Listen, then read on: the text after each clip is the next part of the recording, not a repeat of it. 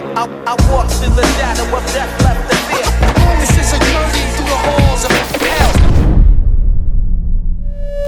Yes people, what is good? I am BA, back once again with another reaction in the Game of Thrones series. This is episode 4 of season 1 and it is called Cripples, Bastards and Broken Things. Last episode, we saw Tyrion get to experience the Wall. We saw two sides of Tyrion. We saw how personable he can be with your average person. He can find something to have a good conversation with someone about anything, with anyone. But we also saw the southern, pompous, skeptical of what's beyond the wall side of him as well. So I feel like he gave Jon Snow a bit of wisdom during that encounter when he explained to him that Jon's the only one with any real training and he should be passing that on rather exploiting the fact he can beat the crap out of a bunch of convicts. But also Uncle Benjen gave Tyrion a bit of perspective by saying like, look mate, you ain't been out there. I'm not a cowardly person, I'm a real man, I know how to kill wildlings and they aren't the thing which makes me scared. So hopefully Tyrion leaves the wall with a bit more perspective. And meanwhile, of course, in King's Landing, we got to see a bit more of Robert interacting with the Lannisters, for example, treating Lancel like shit, giving Jaime shit. It's great to see Robert give the Lannisters shit. It's sorely missed in later seasons. And Arya has begun her Braavosi sword training with Syrio Forel. Great character, great storyline, and I'm looking forward to seeing it progress. So, this is episode 5 of season 1 of Game of Thrones, Cripples, Bastards and Broken Things. Let's check it out and see what it's saying to it. Oh, and I completely forgot to mention Daenerys. There's so much going on in this show, because I don't take notes, it is actually hard to remember week by week what I checked out last week, but of course Daenerys is starting to win over the Horde. Her brother now understands how powerless he is, and because she's also pregnant now, the Dothraki will do anything for Daenerys, so a complete power dynamic change over in Essos last episode as well. Shit, you forget how early the three-eyed raven is foreshadowed. Don't want to see anyone. If I was cooped up all day with no one but this old bat for company, I'd go mad. Theon firing shots at the nanny for no reason there. Help Bran down the hall. Hold on. I've got a fun Hodor story actually. So I was in Glasgow and we were doing a hip hop gig, right? And I come out of the club to have a cigarette and I see all these people outside the adjacent club and I was like, what's going on in here? What are you lot all doing? And they're like, oh, it's Rave of Thrones. Hodor from Game of Thrones is a DJ and it's a Game of Thrones rave. And I was like, okay, well I'm definitely going in there to check that shit out. So I go into Rave of Thrones and there was big Hodor behind the DJ decks. Definitely on fucking ecstasy or MDMA, one of the two. Don't know what his particular bag was that night. Let's just say I've never seen someone's pupil eclipse their iris before. Shape the horse to the rider. Start with a yearling and teach it to respond to the reins and to the boy's voice. That's some actual Leonardo da Vinci shit that Tyrion's just sat down and created this device. Yes, it's a basic device for holding someone on someone's back, but still, you know, it shows the forward thinkingness that like a da Vinci had to just sit down and, you know, design some shit. Your master doesn't seem to like Lannisters. He's not my master. No, of course not.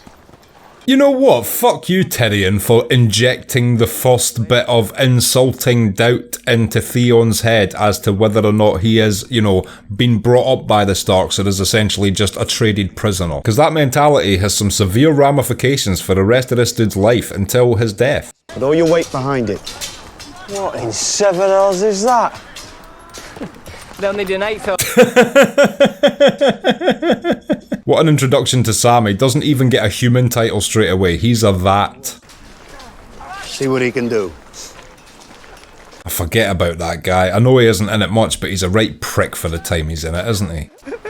I yield. Please no more. Oh, for fuck's sake, Sam. Hit him till he finds his feet.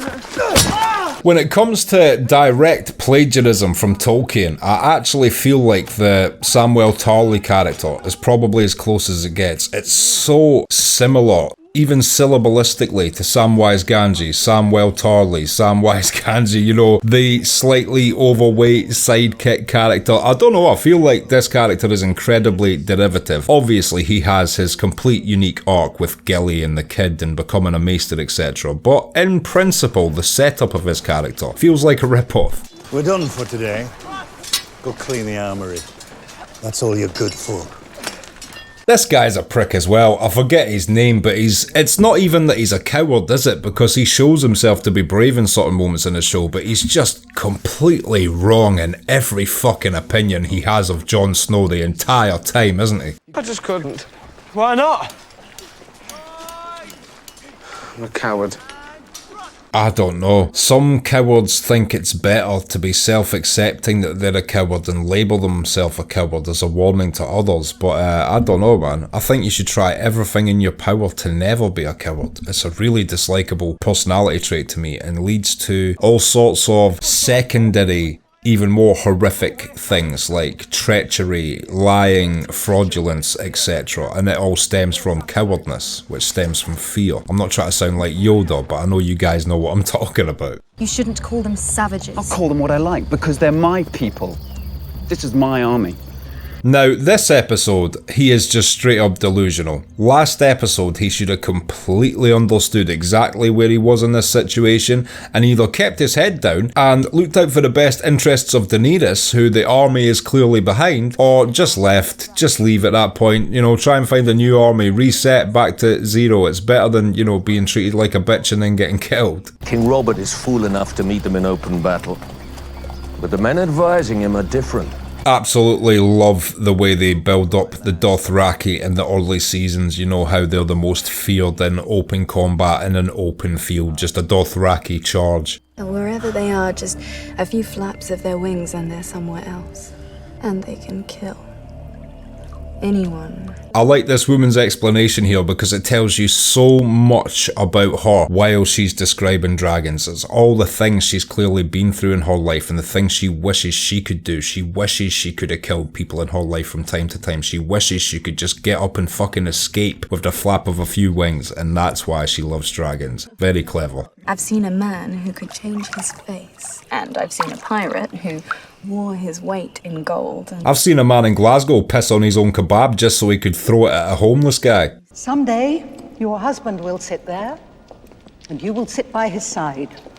Where's the Spanish maid from Family Guy when you need her?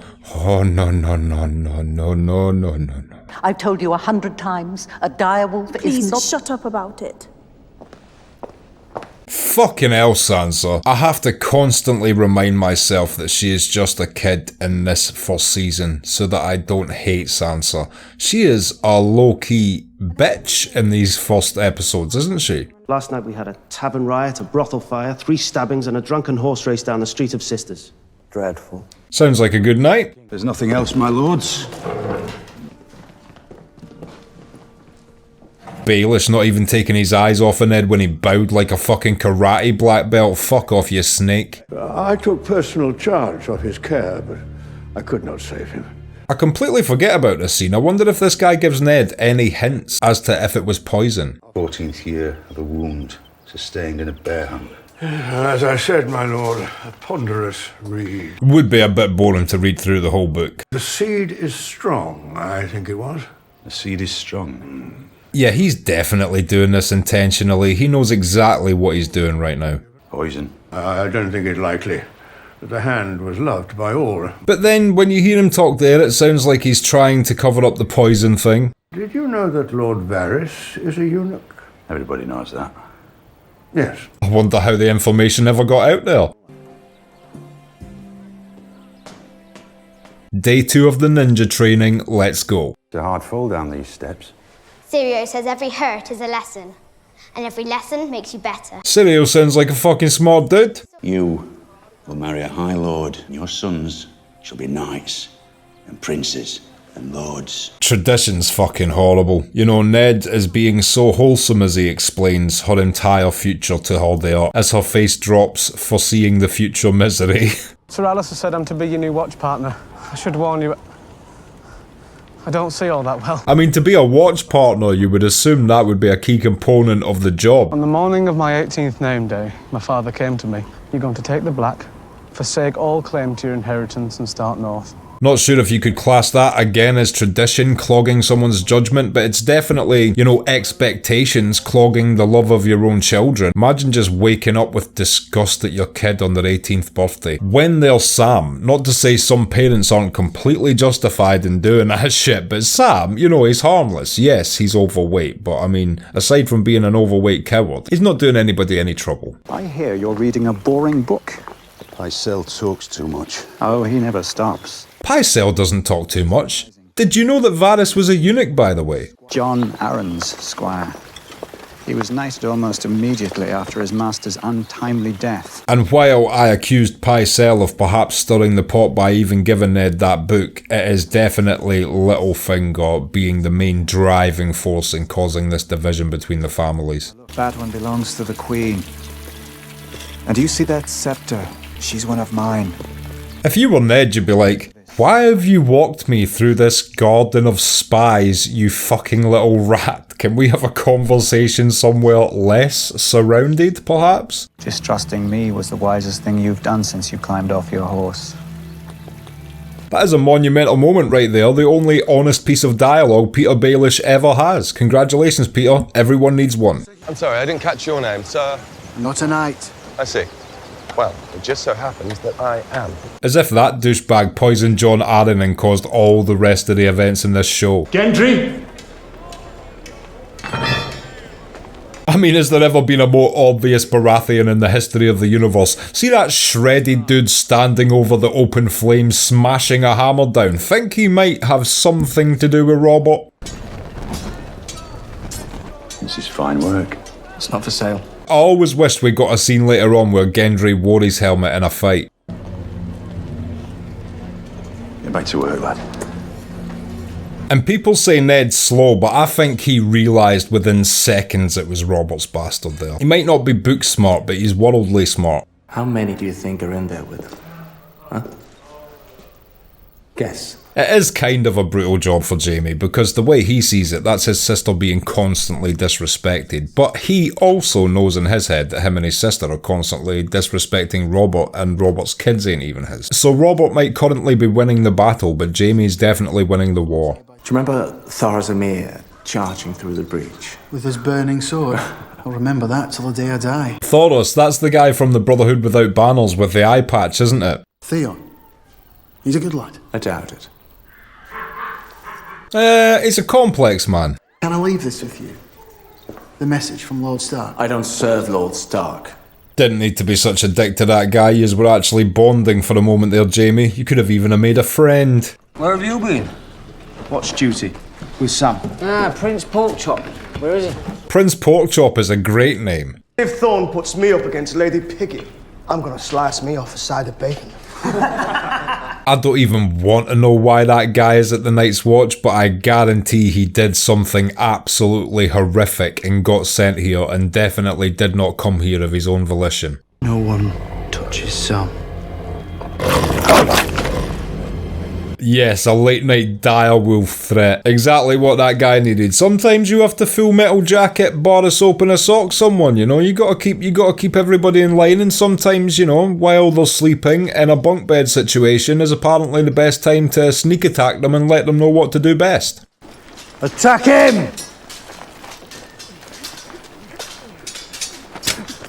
For fuck's sake, mate, at least make it look believable. Hit me. I think that guy is actually my favourite sort of what you would call one of the Night's Watch extras, I guess. I love that guy as a background character. When you're out there, do you want a man at your back? Or a snivelling boy?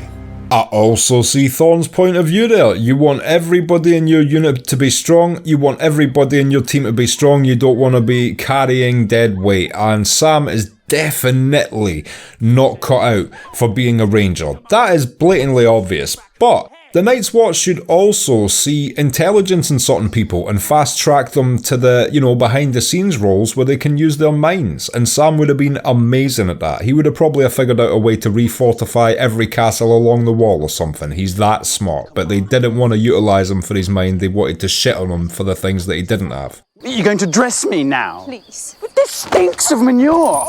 All of it. He's such a dislikable guy. George R.R. Martin must have met some absolute a-holes in his life, because he can write them brilliantly. Khaleesi of the Dothraki. I am the wife of the great Khal, and I carry his son inside me. And good on her for actually sticking up for herself there. She didn't even need any Dothraki backup, and she wouldn't against her brother. The guy is an absolute wafer. Silly, isn't it? What? We can't defend the wall unless we celebrate. It's absurd. I mean, it's not really absurd, Sam, because the second you meet a woman later on, you are real quick to abandon all that Night's Watch shit and want to go and become a maester, ain't you, family man? So, you know, maybe these rules are there for a reason. My father wouldn't even tell me her name. I don't know if she's a noble woman or a whore. She is a little bit of a whore, actually. I take that back, I'm sure anything that woman ever did was out of pure love.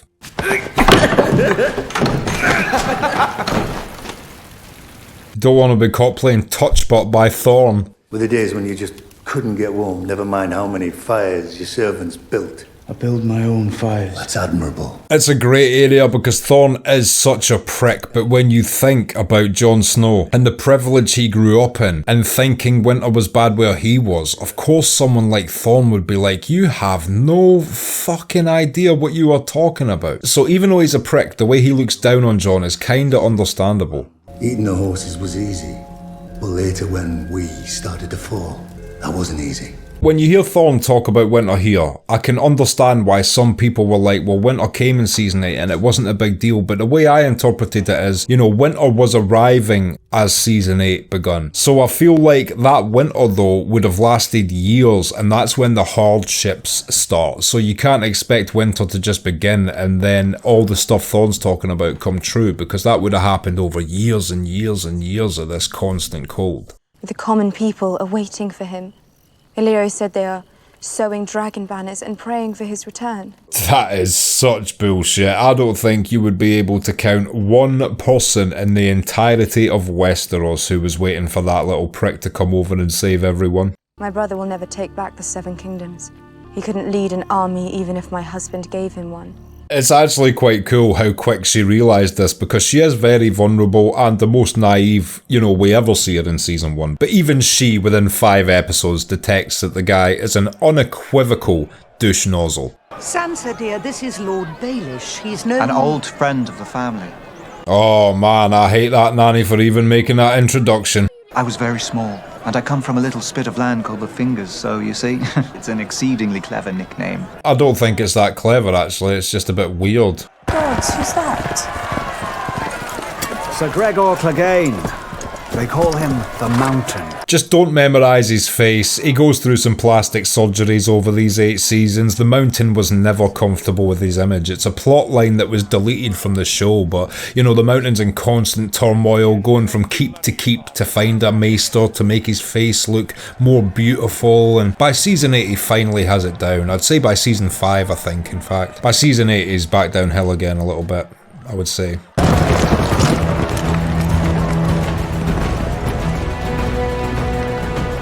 This Knight of the Vale has no chance. He's gonna wish he was fucking free falling out the moon door in a minute.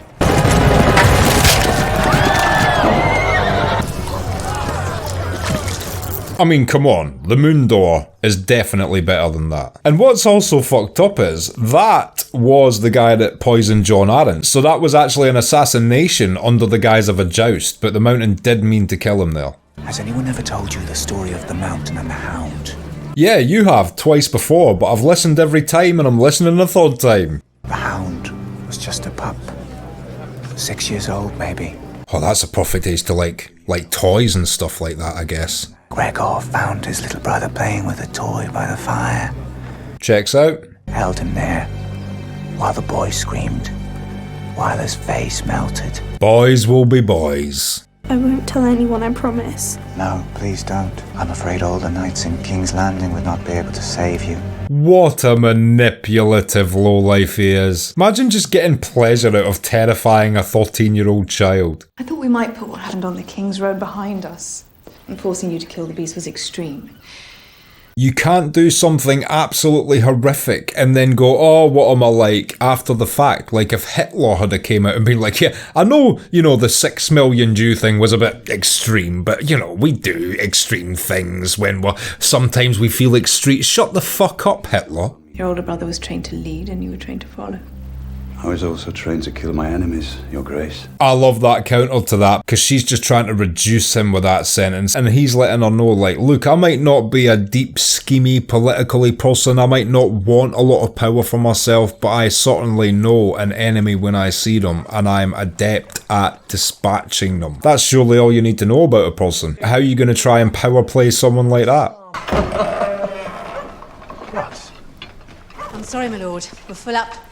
Oh fuck, I forgot about this scene, because Tyrion is going back down south from the wall and randomly encounters Catelyn in this tavern, and then that's him captured. Shit. See, it makes so much sense watching this multiple times because you actually know his movements. I'm aware of how this happens now. Tyrion is heading back south from visiting the wall, so it makes sense that this encounter could possibly take place. I was sorry to miss you at Winterfell.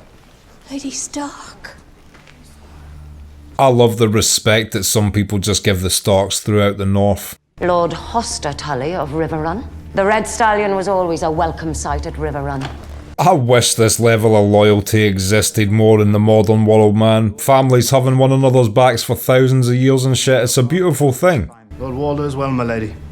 He has asked your father for the honour of his presence on his 90th name day. He plans to take another wife.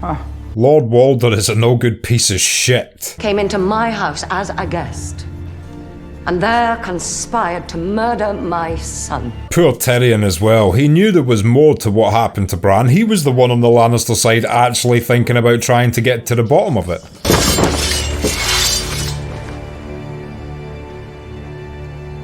And has all those swords at his neck a bit, his one thought is, oh man, I wish I hated Jaime. Because, you know, he hates Cersei. If he hated Jaime and Cersei, he could just be like, you know what, it was fucking them two. But because he likes Jaime, he will accept the fall for this, even though I think he knows deep down there was more to it. Okay, and that was episode 4 of season 1 of Game of Thrones, Cripples, Bastards and Broken Things, and I will be back in just a minute with my thoughts on that. So, Cripples, Bastards and Broken Things, what did I think of that? Man, this was such a fast-moving episode with a lot of information. Again, you can't blame people for just being somewhat overwhelmed watching this the first time, from Ned's investigation, finding Robert's bastard Gendry at the blacksmiths, to going through the book that John Arryn was looking for and the Cedar's Strong hint. You know, they're creating a lot of mysteries, but also they need to keep in mind that we've only spent 4 hours with all these people, and think about how many moving parts we have going on already by episode 4. So while they're creating a lot of mystery and intrigue and there's people trying to figure things out, it is fucking overwhelming when you're a first time viewer, for sure. We also got to see the real schemy side of Baelish this episode, from him putting words into Ned's ear and keeping him on this path following the John Arryn thing. And then at the tourney later on, just telling Sansa the story of the Hound in the Mountain and taking pleasure in the fact he'd just scared her. Pointing out to Ned while they were talking as well, by the way, that, you know, half of the people in the garden he'd brought him to were spies on his payroll. But yeah, because of him, we also got the background story to the Hound in the Mountain. And that is all we ever really hear about the background story. You know, it's never revisited. They tell us in a quick part, like, boom, that's the story, that's the setup for the dynamic these two brothers have. And all we really get is a couple uttered words from the Hound to his brother throughout the rest of the seasons, but still, when they finally resolve their differences, the hype is unreal, and it traces back to Littlefinger telling the story in this episode, and also just set up how formidable the mountain is. Now, there was more, as I said, to that jousting scene than we first think, because the knight he killed was the one who poisoned John Arryn and then was given a knighthood as a reward for poisoning John Arryn. So it was an actual assassination, just under the guise of him accidentally getting stabbed in the neck during a joust. And Samwell Tarly has entered the show, a great character, a lovable character, and I feel like in these early seasons, seasons, if you're to weigh them up, like, who are the characters providing us a bit of light-heartedness in amongst all this bleakness in the early seasons? I would say perhaps that's also why I like Sirio Farrell. Not just that he's a cool sword guy, but his actual disposition. He's fun, he's playful, he teaches to make people smile, not to make them miserable and in pain, and he's just an enjoyable, charismatic, light-hearted character in contrast to everything else going on around us. And I feel like the same could be said with Sam, even though he's not as light-hearted as he could be because he's going through some shit at Castle Black. Now, as I said during the episode, they should have instantly have been like, alright, you're a coward, you can't fight, how's your mind? And, you know, because you gotta find someone's strength. Everyone has a strength. If Sam is destined to be just sitting about in Castle Black, you gotta put him to use somehow. So I would have straight away had this guy hitting the books day one and then give him missions like, yo man, I'm gonna give you the job to go and try and repopulate that castle 2 miles down the road at the wall that we haven't populated in 5 years. Use your mind, use your books, go and get it done. And see if Sam couldn't do some cool shit with the knowledge he has and his ability to think and learn. But no, they don't think that far ahead in Castle Black. It's just like, you're scared and you can't fight, you're shit. So I respect the fact that John and the other guys had his back and tried to make it easier for him because, you know, as he explained, he was cast out from his family home. He didn't want to come to the wall, he's just there, so they're all in it together. They might as well try and get the most out of Sam they can and not just treat him like shit from day one. And yeah, a great ending as well, from a seemingly really chilled normal scene, you know, just Catelyn keeping low-key in a tavern. She's still in the north, but she doesn't even want the people in that tavern to know that she is Lady Stark of Winterfell. But then in walks Tyrion, who recognises her, leading her to talk to a few people in the scene and point out the allegiances and loyalties she has in that room. And yeah, it ends with lots of swords getting drawn to Tyrion's neck. Now, when I was watching that scene this time, something jumped into my head that I had never thought about before, and it's crazy and actually makes me wonder which was written first. Now, there is a scene I absolutely love in Boardwalk Empire with a character called Chalky White. Now, I don't want to spoil it for you in case you haven't seen it, but if you want to see a really well written scene which structurally completely mirrors this, but it even has a better punchline in my opinion because of how it's done, type in Chalky White jail scene in Boardwalk Empire. And you'll be surprised how similar those two scenes actually play out when you think about it, but both great scenes in their own right. And yeah, this begins the storyline of Tyrion being captured by the North, and that obviously escalates things in King's Landing as well. So the first 4 episodes have done a great job for the build and the tension, and yeah, from here it just turns into mayhem, really, doesn't it? So I'm looking forward to next week's episode. If you've liked this video, click like. Subscribe to the channel to see more videos like this, ring the bell to be notified as to when they drop. If there's anything you want to talk about, comment down below, and share this around to anyone you think might appreciate it or want to watch these reactions along with us. My Patreon link is down in the description. If you become a patron, you get access to my blog, you get access to these reactions I put on YouTube a month and a half in advance, and you also get access to full-length versions of everything I react to. So consider becoming a patron, it helps me and my channel out so much, and until next time, I have been BA, peace.